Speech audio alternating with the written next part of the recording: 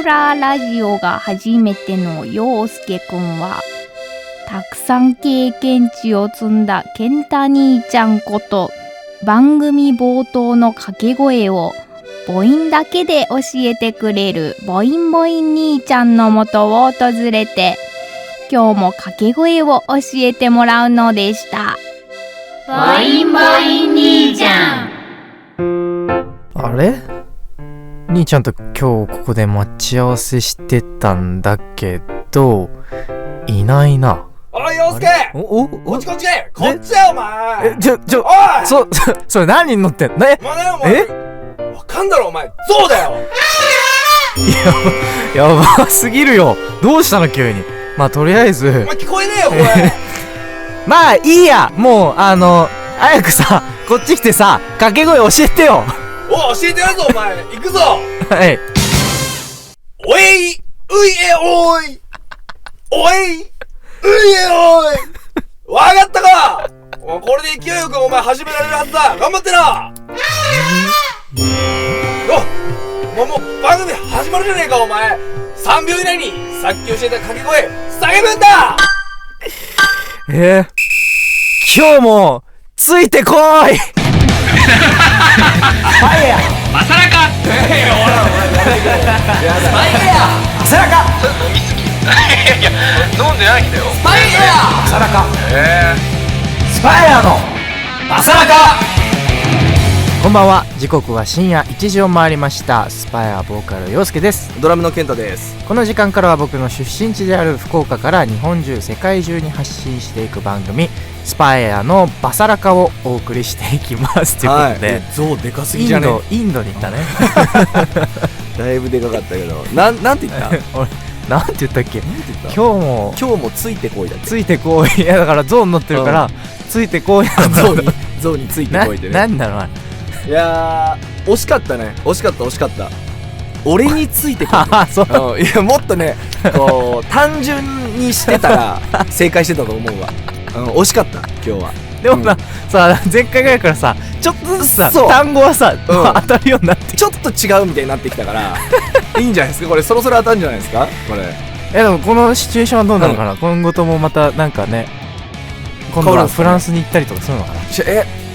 次できればエッフェル塔あたりから叫びたいですね僕ね。馬に乗っていやしかし先週 M ステでしたよ。そうですよ、スパイアとしては11年ぶりの出演、そして僕は初めてということで、どうでした？いやーなんかね、その階段を降りて、紹介があってから演奏するもんだと思ってた。それがねずっと続いてると思ってたね。そうだから今はさ、ちょっと変わってたじゃん。じゃ録画っていうかさ、スタが見せてくれたんだけどさ、本番のね、俺もガッチガチだったね。いやまああれは緊張するんだ。俺らでもガッチガチなんだもんやっぱり。でもなんかさ、思ったのは、階段階段ね、意外となんか急なんだね。急だったね。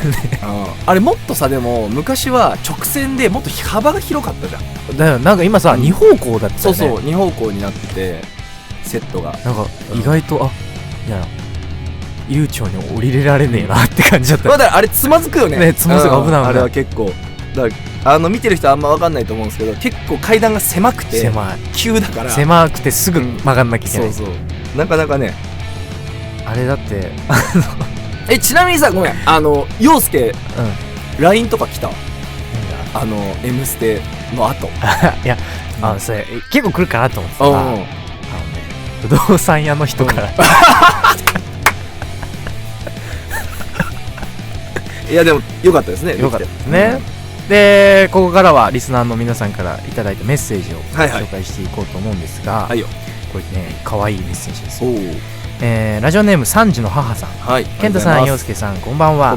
小学校4年生の長男がドラムを習っており、夏の発表会の曲目をスパイアのイマジネーションに決めたので、なかなか難しいね。6月のフローフェスにカナブーンファンの小学校6年の長女と3人で行きました。フェスの前後はずっと出演バンドの曲を車でかけていたため、5歳次男がオレンジとイマジネーションを覚え、カラオケで歌えるようになっていました。すげえ。おおすごっ。耳で覚えて歌っているためネバーギブアップを願いはと歌っています。かわいいかわいいな。会場全体がオレンジ色のペンライトで照らされた中で聴いたオレンジは忘れられません。次男にもいつか生のオレンジを聴かせてあげたいです。いやぜひ活躍期待しております。ありがとうございます。ドラム習ってるんだって。いやすごいね。いやでもなんかさ、そもそもドラムの人口ってめちゃくちゃ少ないんだけど、やっぱり珍しいよね今。珍しい。やっぱでも今ダンスとかの方がやっぱ多いじゃん。圧倒的に多いじゃん、習い事として。やっぱね輝いて見えるもんね。いや見えるよやっぱそれこそ「M ステ」出た時にさ、ね、ドラムよりは輝いてる。輝いてるよ本当に。だから俺らで話しててさ、ユージとかと、いやこんなに男前で背が高くてで筋トレしてて、歌も歌えて、ダンスも踊れて、俺ら何一つ勝てねえな、バンドやっててよかったなっつって本当だ、バンドやってなかったらね、同じところに立てないもんね。そう、勝てるところ一個もなかったもん、ね、いやでもね、小学校4年生からドラムってケンタ君いつから？俺はでももう高1だから中3卒業してすぐだったから、ね、全然絶対上手くなる、めちゃくちゃ上手になるよ。バンドやりたいって言い出しそうだね。まあまあその時はもうその時で優しく見守ってあげてくださいでも今は特にだと思うけど、バンドでそんなに夢を見れるほどなんていうの、本当の意味で生ぬるくない状況になってるから、ね、バンドは特にね、バンドは特にあれなのかな。だからスタジオミュージシャンとかがいいもんね。ああまあそうだね、のがお仕事としては成り立つかもしれない ね、もしかしたら。でなんかさ、今割とそのなんだろう、それこそさ、ドラムがいないバンドも結構いるじゃん。そうだね。だからそれでさサポートとかでさ抱えてる人とかもいるけど、なんかああいうのでもさ実質バンドやってるみたいなもんじゃん。そうだね。だからまあドラムって人口が少ない分お仕事にできると結構ね強いよね。強いんだよね。そう割かし結構お話もらえるかもしれない。頑張ってほしい。もうイマジネーションを、もう章を読んで叩けるんだよ。いやすごいよね。どうしよう、もうバンドやっててよかったなって言えなくなっちゃうじゃんそんな年齢でも勝てないってなったらさいや頑張ってほしいですね。ぜひ頑張ってほしいですね。番組では皆さんからのメッセージをまだまだお待ちしております。メッセージの送り先はすべて小文字で、バサラカ@fm福岡.jp、basaraka@fm福岡.jp、もしくは FM 福岡ホームページにあるメッセージ応募フォームから番組名スパーヤのバサラカを選択して送ってください。番組実況も大歓迎です。 X でハッシュタグバサラカをつけてポストしてください。それではスパーヤのバサラカ、この後深夜1時30分までお付き合いよろしくお願いします。お願いします。スパイヤーのバサラカ。お送りした曲はスパイヤーで Feel So Good でした。それではこちらのコーナーに参りましょう。友達の話なんですけど、このコーナーは皆さんの周りにいる友達から聞いたことを送ってもらうコーナーです。僕らは紳士なので決して、いやそれあんたの話でしょなんてことは言いません。ぜひ友達から聞いたことですね。あなたの友達から聞いたことを教えてください。ということで、先週募集したら、皆さんの友達から聞いた話が届きました。早速紹介させていただきます。ラジオネームたかしまんさん、ありがとう。友達が言ってた話なんですけど、その友達が文化祭でバンドを組んで披露した時のことです。緊張でお腹が痛くなりまくってた友達は頻繁にトイレに駆け込み、出番の直前までそれを繰り返していました。そしていよいよ自分たちの出番、友達たちの出番ってことだよね。友達の出番ね。その今ね、多分あれなんじゃない、バンドの仲間なんじゃない？あ、もしかしたらね。そうそう、組んでたバンドの仲間の話ですね、きっとこれはね。で、その日まで毎日練習をやってきたものを全てぶつけるんだと意気込んでステージに立ったそうです。衣装もこの日のために新調してるので気合抜群。ライブは大盛況、すごく盛り上がりました。いいですね。終演後バンドメンバーから、いやーライブ良かったね、でも一個気になったのが、お前はなんでズボンにトイレットペーパー挟んでるのと言われました。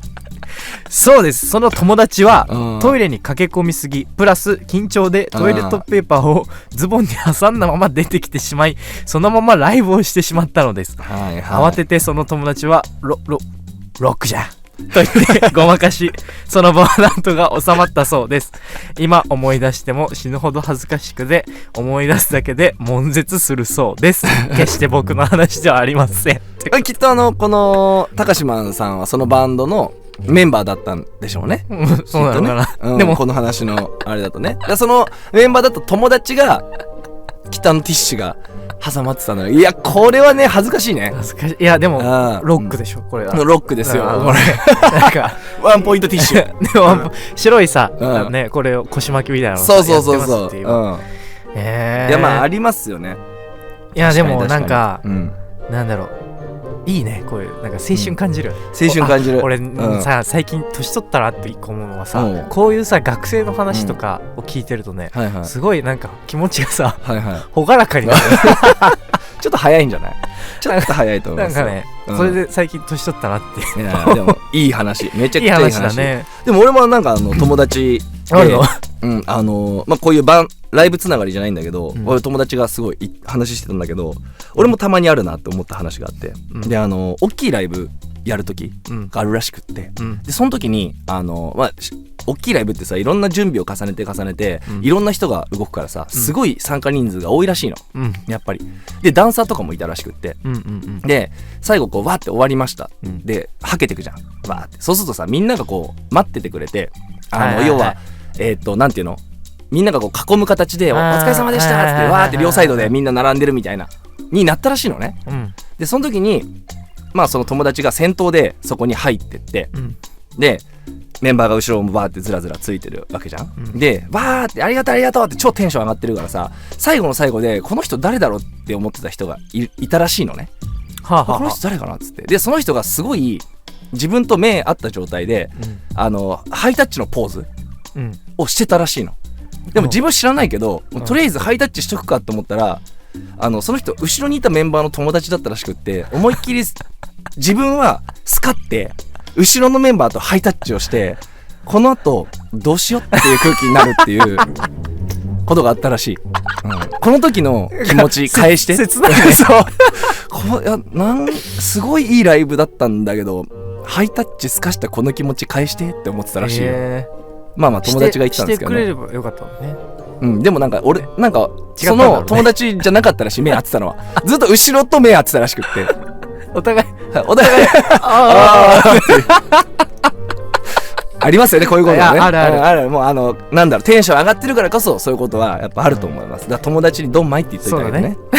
ドンマイはねこんな感じで皆さんが友達から聞いた話を教えてください、僕たちは紳士なので決していやあんたの話でしょなんてことは言いません。ぜひ友達が言っていたこと、あくまでもあなたの友達が言っていたことを教えてください、メッセージの送り先はすべて小文字でバサラカ@fm福岡.jp basaraka@fm福岡.jp もしくは FM 福岡ホームページにあるメッセージ応募フォームから番組名スパイアのバサラカを選択して送ってください、皆さんが友達から聞いた話お待ちしています、スパイアのバサラカ。お送りした曲はスパイアで Just Like This 2023よりレイジオブダストでした。陽介健太のお悩み相談。この時間からはリスナーの皆さんから送られてきたお悩みに答える陽介健太のお悩み相談です、今週もたくさんお悩みが届いてますということで、まず早速、ラジオネームハルイドンさん。ハルイドンありがとうございます。こんばんは。私は今年で20歳になるのですが、おめでとう。中学時代の友達とほぼ全員疎遠になってしまったので、成人式に行きたくありません。高校の友達は地域が違うので会えないし、でも行くことはもう決まってるので、どうやって切り抜ければいいと思いますか。リアルだね。リアルだね。これどっちなんだろうな。俺は行ったよ。でもほぼ疎遠だったけど。いやだからこの行きたくないっていう感情がちょっと若気の至り的な突発的な感情であるならば嫌でも行った方がいいと思うね。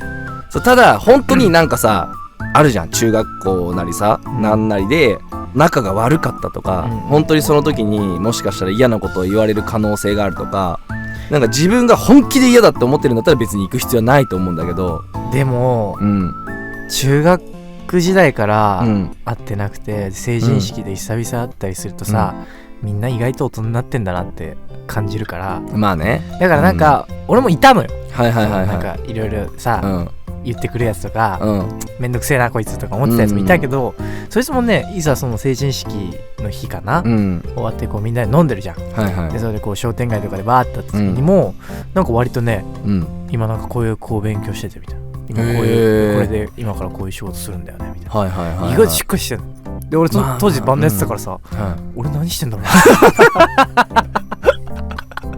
あるよね、あるあるだよね。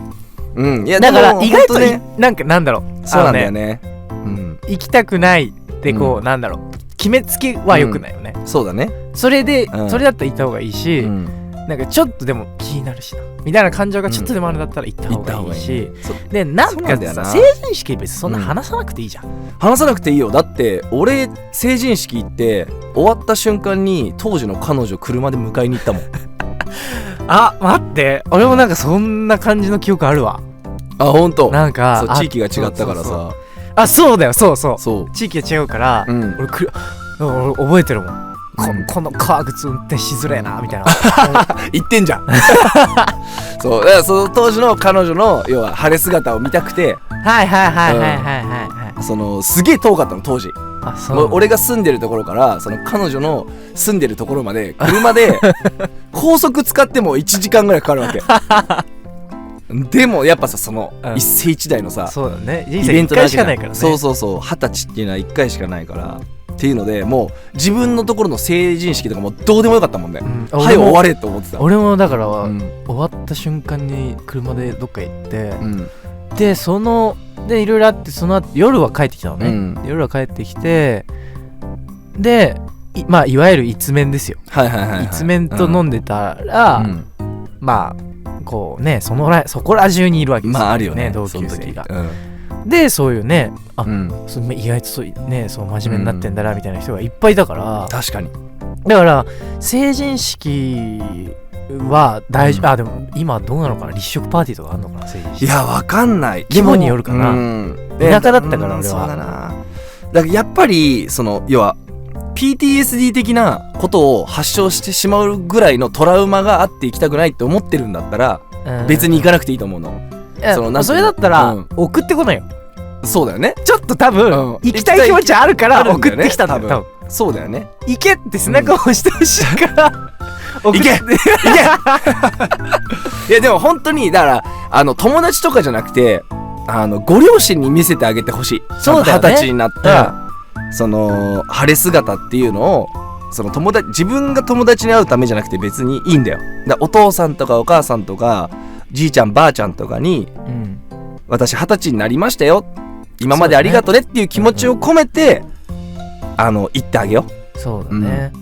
いやでも、行くことはもう決まってるので、どう切り抜ければいいと思いますか。だから、別に喋りたくない人とは喋んなくていい。喋んなくてもいいと思うよ。多分ね、結構ね、18、19でさ、いろんなことを経験してさ、高校卒業して、である程度こう精神がさ、出来上がってるからね。出来上がってくる段階じゃん。だから20歳ぐらいになると意外と性格とか変わってるじゃん、当時と。変わるね。でそれで話してみたら、そう意外と昔と違うねみたいなこともあるし、確かに今何してるのみたいな話もそこからつながるし、だからなんだろう、話しかけられたらいいと思うな。別に自分から話しかけなくてはいいと思います。だからそうやって切り抜けましょう。俺ももみけんとしか話してた記憶ない。もみけんは置いてかれたの、その彼女を迎えに行くあれで。いやもう全然もみけんなんか知らんよ。俺行くからっつって。残念でした。もみけん。残念です。はい。続いていきましょう。はい。ラジオネームさくらピアノさん、ありがとうございます。健太さん、陽介さん、こんにちは。毎週バサラカ楽しく聞いておりますと、お二人に相談があります。12月に私のピアノ教室の発表会がありまして、会場にフォトスポットを3カ所設置する予定です。そのフォトスポットをどんなのにしたらいいのかアイディアをいただきたいです。去年の写真を送りますと。まあいろいろあるんですけども、3枚あります。で1と2は、去年と同じにする予定なんですが、3枚目ですねが最悪だったので、全く違う感じの違いです。確かに最悪なのに、ピアノ教室という概念は全くなしで、何これ面白いねと生徒もお客さんもみんなが写真を撮りたくなってしまうようなスポット、エンタメ界のプロフェッショナルのご意見をぜひよろしくお願いいたしますと来ました。3は確かに最悪だね。最悪だね、これは殺風景だよね。なんだろうね。まず横のゴミ箱をどかそうか。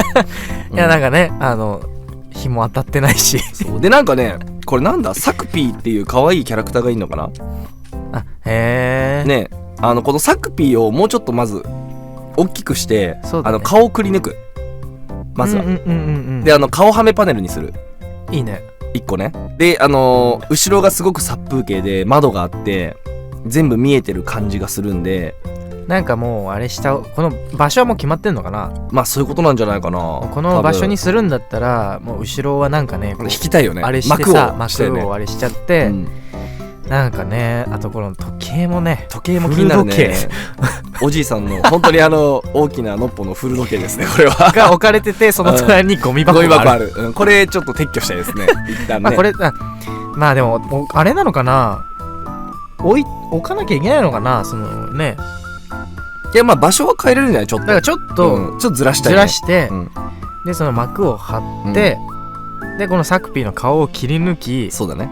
でなんかもっと下もさこれさこのサクピーが立ってるのが芝生の上みたいな、だから下もちょっと芝生引いちゃう結構金かかってくるなでなんだろう、もうサクピーワールドにいるみたいなシチュエーションを作るから、上もあれするみたいな。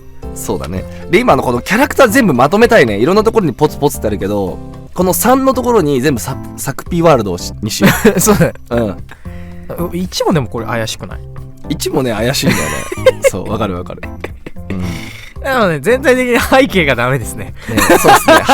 背景はなんとかしたいですね。背景を隠しましょう。じゃあ背景の問題です。なのでシートとか布背景を変えてください。あとこの3のやつはね、芝生変えましょう。そう芝生をね売ってるよね、芝生。売ってる売ってる。人工芝のさね。でサクピーの家みたいな。そうだね。でしましょう。そこに来ましたよみたいな。で顔くり抜いて。そう顔切り。それだとね写真撮りたくなると思います。はい、いいと思います。それでということで番組では皆さんからのお悩み募集しております。目玉焼きに何かけるみたいなものから確定申告のやり方を教えてくださいみたいな税理士に幅広く募集してますのでキーワードを送ってみてください、メッセージの送り先はすべて小文字でバサラカ@fm福岡.jp basaraka@fm福岡.jp もしくは FM 福岡ホームページにあるメッセージ応募フォームから番組名スパイアのバサラカを選択して送ってください。皆さんからのお悩みをお待ちしております。お願いします。スパイアのバサラカお送りしているのはスパイアでオレンジです。今日はこの曲に乗っかりながらのエンディングですということで、なんか今日すごい喋ってる気がする。本当喋ってると思うよ。はい。まあ喋りすぎる前に一旦この告知やっといた方がいいんじゃない？告知やるんで、11月から7都市を回る全国ツアー、スパイアツアー青が開催されます。福岡公演は11月17日日曜日ドラムロゴスです。はい、お願いします。その新曲の青が10月から放送のテレビアニメ青の身風呂のオープニングテーマの書き下ろし新曲となっております。はい。そして10月19日このスパイアのバサラカで茅野森祭にお邪魔させていただきますので、そちらもぜひお楽しみにということで、多分情報はね追って出るんじゃないかなと思いますので、皆さんそちらチェックお願いします。お願いします。どうした急に、締めベタな陽介が。いやなんかね何今日の感想を言おうとしたの今。なんか飛んじゃったよかったんじゃないですか。今日も楽しかったですよ。楽しかったですねということで今日もたくさんのメッセージありがとうございました。ありがとうございました。番組では皆さんからのメッセージまだまだお待ちしています。陽介健太のお悩み相談宛てのお悩みメールでも OK です、番組を聞いてのリアクションメールや、この映画が面白かったですみたいなフリーメッセージまでどんなものでも大丈夫です、メッセージの送り先はすべて小文字でバサラカ@fm福岡.jp basaraka@fm福岡.jp もしくは FM 福岡ホームページにあるメッセージ応募フォームから番組名スパイアのバサラカを選択して送ってください。番組実況も大歓迎です、X でハッシュタグバサラカをつけてポストしてください。そしてこの番組は YouTube や音声配信サービス Spotify やラジコでポッドキャストも公開中です。再編集版の番組本編や番組収録前のアイドリングトークなども配信しておりますのでぜひお聞きください、ということでこの時間のお相手はスパイアボーカル陽介とドラムの健太でした。それではまた来週。